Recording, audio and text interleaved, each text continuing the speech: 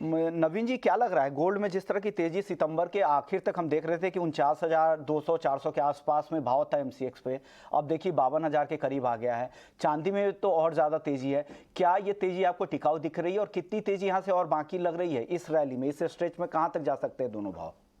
तकरीबन 52,000 के आसपास के भाव है, 51,900 के आसपास का भाव है गोल्ड का। पर्टिकुलरली जो तेजी देखी है वो हमने दो कारणों से देखी है। एक तो डॉलर डिप्रिसिएशन हुआ, उसका इफेक्ट आया डॉलर डिनोमिनेटेड कमोडिटीज में, and at the same time क्योंकि अब क्रूड के साथ इन्फ्लेशन के कंसर्न्स बन रहे हैं तो वो भी इफेक्ट आ सकता है, क्योंकि गोल्ड जो है as a commodity is hedge against inflation too. And third is the macro environment is not looking too positive, although things have changed post-COVID. विश्व मोहन जी, कोविड के बाद रिकवरी आई है, डेटा मिक्स्ड है, पर मिक्स्ड के बावजूद भी थोड़ा पॉजिटिव साइड पर है। यूरोजोन में प्रॉब्लम है, तो मुझे लगता है जियोपॉलिटिकल टेंशंस भी हैं अभी, यूक्रेन और रशिया की काफी महीनों से चल रही हैं। Although these all have been discounted, but अगर आप टुगेदर इन सब चीजों को देखें, एक साथ देखें नजरिए से, तो गोल्ड के लिए एक तरह से वो सही समय है तेजी में आने के लिए। सो ओवरऑल ट्रेंड बहुत तेजी का नहीं है because of the currency factors, but हाँ डेफिनेटली मुझे लगता है 1722 तक के जो भाव हैं वो 1731-30 का जो सीएमटी डॉलर टर्म्स में चल रहा है, ऊपर की तरफ हम देख सकते हैं तकरीबन 1800 के लेवल्स और $1825 तक के लेवल्स। नीचे की जो रेंज है वो तकरीबन 1700 और 1665 के आसपास, 1695 के आसपास की लग रही है। तो 1695 to approximately 1780 or 1800 would be the tight range for gold in terms of going forward for a month or so. Bond yields का भी इफेक्ट आया है जिसकी वजह से हमने तेजी देखी। हॉकिश सेंट्रल बैंक हैं, वो चाहे फेड हो, चाहे बैंक ऑफ इंग्लैंड हो या ईसीबी हो, except for Turkey central bank, no other banker is dovish, everybody is hawkish. So I think with that particular stance, the currency factor also would play a critical role, and would play a critical role in terms of the trajectory of gold towards bullishness or bearishness. But एक range अभी जो फिलहाल दे रही है वो ये दिख रही है। ओके, कुणाल जी, आपको क्या लग रहा है ये तेजी कहां तक जाती दिख रही है? गोल्ड और सिल्वर पर आपका व्यू क्या है यहाँ से?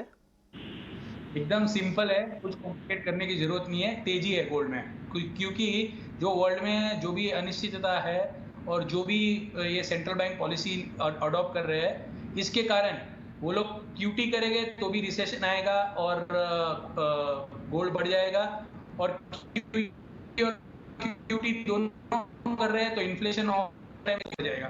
तो गोल्ड के लिए विन विन सिनेरियो है। गोल्ड में तेजी का ध्यान है, कोई कंफ्यूजन मत लाइए दिमाग में, छोटा मोटा करेक्शन आ सकता है। $100 की हमने अपसाइड देखी है, साल के एंड तक $1850, नेक्स्ट साल $2000 गोल्ड का भाव टेस्ट करने वाला है। इंटरेस्ट रेट बढ़े गए, वो सब प्राइस में आ गया है ऑलरेडी, सब गोल्ड में हमने मंदी देख ली है उसके चलते हुए। So not to worry, gold में बिंदास कोई करंट मार्केट प्राइस पे भी बाय कर सकते हैं और डिप पे भी बाय कर सकते हैं। सर, कोई स्टॉप लॉस ट्रेडर्स को दे रहे हैं क्या आज कुणाल जी?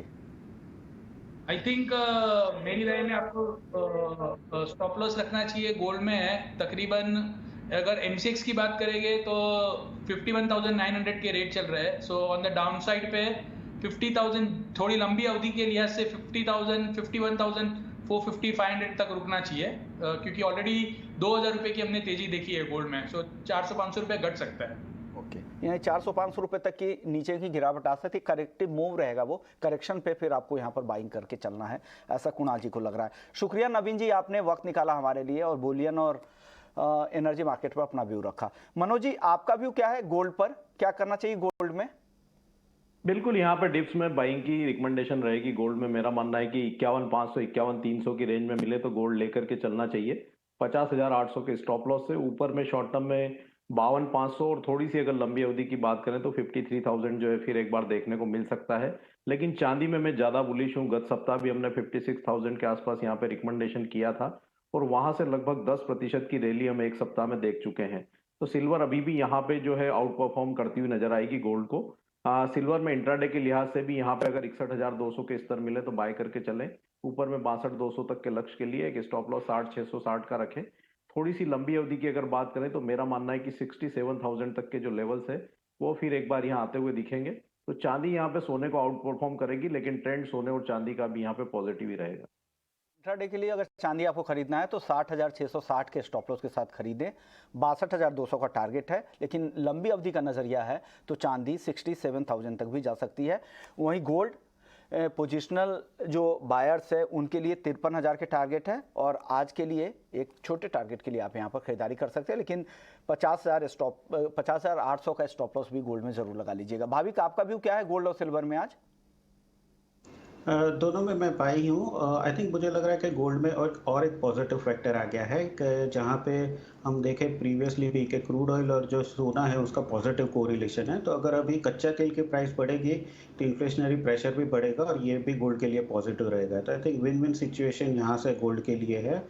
और इंट्राडे पर्पस अगर देखो तो मुझे भी लग रहा है कि एटलीस्ट 200-300 पॉइंट की अगर गिरावट आती है तो रिस्क रिवॉर्ड रेशियो से वहाँ से बाय करना ज़्यादा बेहतर रहेगा। तो गोल्ड दिसंबर कॉन्ट्रैक्ट है अराउंड 51,650 के करीब आता है, तो मैं बाय के रिकमेंड करूंगा 52,000 के टारगेट के लिए, और इंट्राडे स्टॉप लॉस रहेगा 51,500 का। चांदी की बात करें तो चांदी में भी अगर हमने देखे तो लास्ट 3 वीक से जो शॉर्ट कवरिंग आ रहा है वो अच्छा खासा है, और अभी भी शॉर्ट यहाँ से थोड़ा है, तो मुझे लग रहा है कि और शॉर्ट कवरिंग आ सकता है और नई लॉन्ग पोजीशन भी चांदी में बिल्डअप हो सकती है। तो सोने और चांदी में मुझे लग रहा है आगे जाके आई थिंक चांदी ज़्यादा बेहतर आउट परफॉर्म करेगी।